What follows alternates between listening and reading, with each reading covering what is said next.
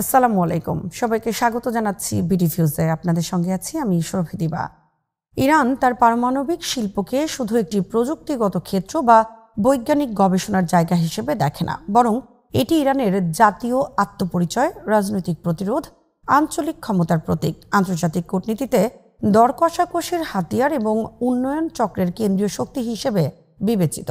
বহু বছর ধরে ইরান এই কর্মসূচিকে ঘিরে অভ্যন্তরীণ ঐক্য, জাতীয় গর্ব এবং বৈজ্ঞানিক আত্মনির্ভরতার বার্তা তৈরি করেছে। আর এই কারণে এটি শুধু একটি প্রযুক্তিগত অগ্রগতি নয়, এটি ইরানের রাষ্ট্রীয় চরিত্রের অংশ হয়ে গেছে। ইরানের বর্তমান আন্তর্জাতিক চাপ থেকে রক্ষার একমাত্র উপায় নিয়ে ওয়াহিদ ফারুকীর প্রতিবেদন।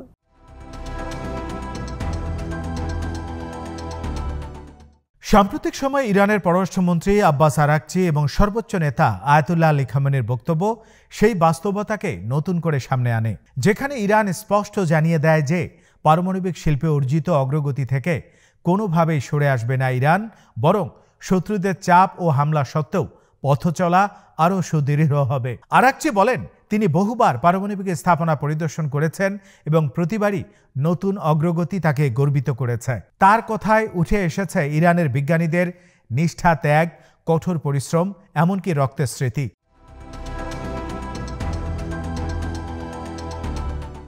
তার মতে ইরানের পারমাণবিক কর্মসূচিকে থামানোর জন্য পশ্চিমা দেশগুলো নানা অজুহাত দেয়। তাদের সবচেয়ে বড় অজুহাত হলো ইরান নাকি পারমাণবিক অস্ত্র বানাতে চায়। কিন্তু আরাকচি স্পষ্ট ভাষায় বলেন, এই অভিযোগ বাস্তবতার উপর নয়, এটি রাজনৈতিক উদ্দেশ্যে তৈরি। প্রকৃত ভয় হলো ইরানের এমন এক বৈজ্ঞানিক অগ্রগতি যা চিকিৎসা, কৃষি, শক্তি, পরিবেশ ও শিল্প খাত দেশটিকে স্বনির্ভর এবং শক্তিশালী করে তুলতে পারে।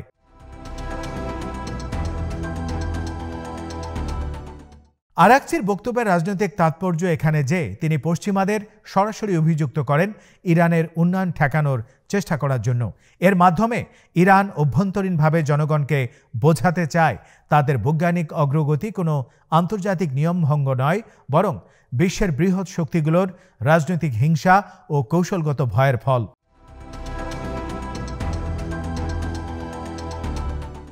সর্বোচ্চ নেতা আয়াতুল্লাহ খামেনির বক্তব্য এই অবস্থানকে আরও মজবুত করে।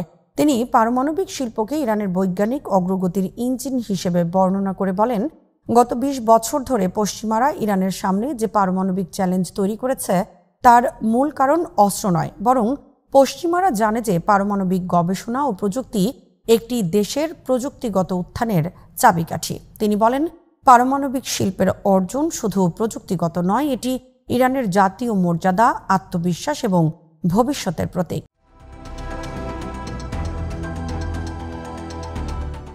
তার মতে শত্রুরা চেষ্টা করছে ইরানকে ভবিষ্যৎহীন জাতি হিসাবে দেখাতে, যাতে যুব সমাজ হতাশ হয়, গবেষণা থেমে যায় এবং বৈজ্ঞানিক অগ্রগতির পথ সংকুচিত হয়ে পড়ে। কিন্তু পারমাণবিক প্রযুক্তির অর্জন ইরানের সমাজকে দেখায় বড় বড় প্রযুক্তিগত চ্যালেঞ্জ জয় করা তাদের পক্ষেও সম্ভব। পারমাণবিক অস্ত্র বিষয়ে খামেনির বক্তব্য আরও গভীর। তিনি বহুবার বলেছেন, ইসলামী শরিয়ায় গণবিধ্বংসী অস্ত্র তৈরি করা সম্পূর্ণ হারাম। তিনি এও উল্লেখ করেছেন যে ইরান যদি সত্যি অস্ত্র বানাতে চাইত তবে সেটা থামানোর শক্তি কারো নেই। ফলে পশ্চিমারা যে অভিযোগ করে তা বাস্তবতা নয়, বরং ইরানের অগ্রগতিকে থামানো এবং আন্তর্জাতিকভাবে তাকে সন্দেহের চোখে দেখানোর কৌশল।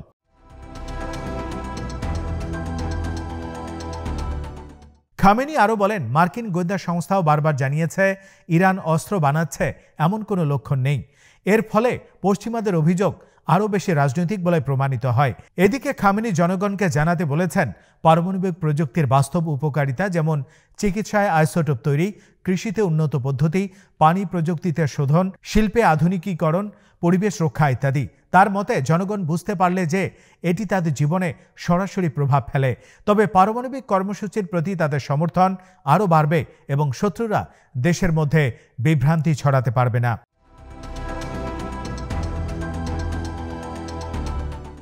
সাম্প্রতিক পারমাণবিক প্রদর্শনীতে যেসব অর্জন দেখানো হয়েছে তা ইরানের বহু বছরের গবেষণার ফল। এতে কৃষি, পানি প্রযুক্তি, পরিবেশ, চিকিৎসা, শিল্প ও শক্তি খাতের অনেক উন্নত গবেষণার পরিচয় পাওয়া যায়।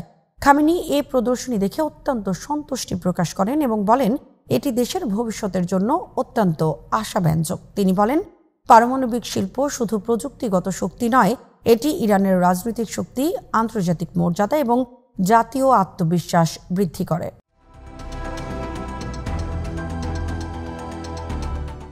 এই আত্মবিশ্বাসী ইরানকে কঠিন সময়েও স্থির রাখে। ইরানের পারমাণবিক কর্মসূচির সবচেয়ে কষ্টের অংশ হল বিজ্ঞানীদের উপর ধারাবাহিক হামলা। গত 2 দশকে ইসরায়েল ইরানের বহু শীর্ষ বিজ্ঞানীকে হত্যা করেছে, যাদের বেশিরভাগই শান্তিপূর্ণ গবেষণায় জড়িত ছিলেন।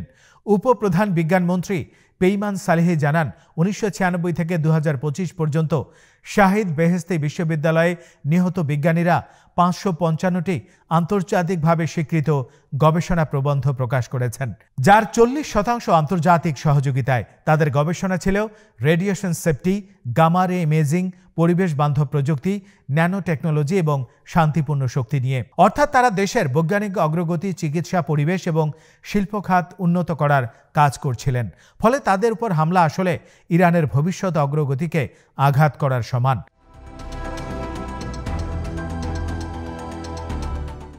ইসরায়েলের উদ্দেশ্য ছিল ইরানের প্রযুক্তিগত অগ্রগতি বিলম্বিত করা, দেশটিকে ভয় দেখানো এবং অভ্যন্তরীণ অসন্তোষ সৃষ্টি করা। কিন্তু এর বিপরীত ঘটে। ইরান আরও দৃঢ় হয়ে পারমাণবিক কর্মসূচিকে এগিয়ে নেয় এবং বিজ্ঞানীদের সুরক্ষা বাড়ায়। ইরানের পারমাণবিক সংস্থা AEOI স্পষ্ট করে জানিয়ে দিয়েছে, দেশের বিজ্ঞানীরা এখনও দৃঢ় মনোবল নিয়ে কাজ করছেন। কোনো স্থাপনা ফাঁকা হয়নি এবং সবাই আরও বেশি প্রত্যয়ের সঙ্গে কাজ চালিয়ে যাচ্ছেন। সংস্থার প্রধান মোহাম্মদ ইসলামী বলেন, ইরানের জনগণ কখনো চাপের কাছে মাথা নত করেনি এবং ভবিষ্যতেও করবে না।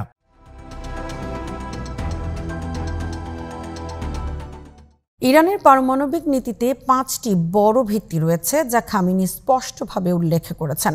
প্রথমত, পারমাণবিক মানব সম্পদ সুরক্ষা। দ্বিতীয়ত, IAEA এর সঙ্গে কেবল সুরক্ষা চুক্তির মধ্যে সহযোগিতা। তৃতীয়ত, পার্লামেন্টের স্ট্র্যাটেজিক অ্যাকশন ল মানা। চতুর্থত, পারমাণবিক অবকাঠামোর সম্পূর্ণ সুরক্ষা। পঞ্চমত, পশ্চিমকে অবিশ্বস্ত মনে করা এবং তাদের কোনো প্রতিশ্রুতিতে ভরসা না করা। এই 5টি ভিত্তি ইরানের ভবিষ্যৎ কর্মসূচির দিক নির্দেশ করে।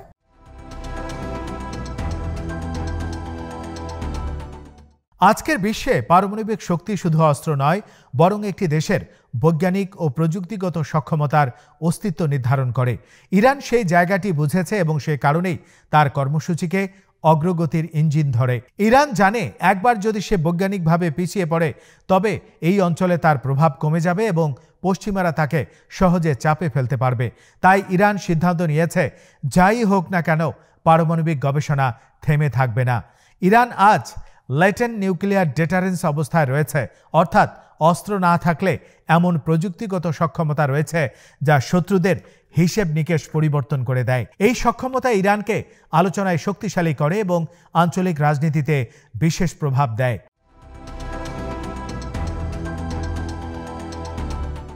ভবিষ্যতের দিকে তাকালে দেখা যায়, ইরান এখন আগের যে কোনো সময়ের চেয়ে বেশি আত্মবিশ্বাসী। বিজ্ঞান খাতে বিনিয়োগ বাড়ছে, ন্যানোটেক, মেডিসিন, কৃষি, পানি, পরিবেশ সব ক্ষেত্রে গবেষণা বাড়ছে। পশ্চিমাদের নিষেধাজ্ঞা ইরানকে আরও বেশি আত্মনির্ভর করছে। ইসরায়েলের হামলা কর্মসূচিকে থামাতে পারেনি, বরং এটি ইরানকে চীন, রাশিয়া এবং মধ্যপ্রাচ্যের নতুন জোটের সঙ্গে আরও ঘনিষ্ঠ করেছে।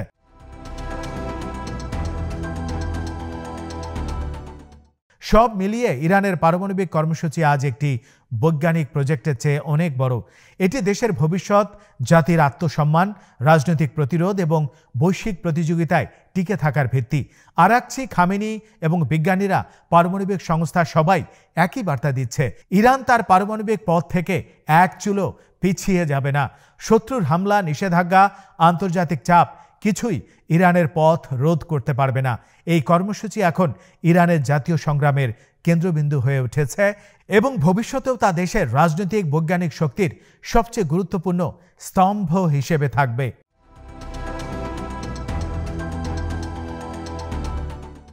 আজ এখানেই শেষ করছি। সবাই ভালো থাকুন, সুস্থ থাকুন আর দেখতে থাকুন বিডিভিউজ। চ্যানেলটি ভালো লাগলে সাবস্ক্রাইব করুন। সংযুক্ত থাকুন আমাদের ফেসবুক পেজে। আল্লাহ হাফেজ।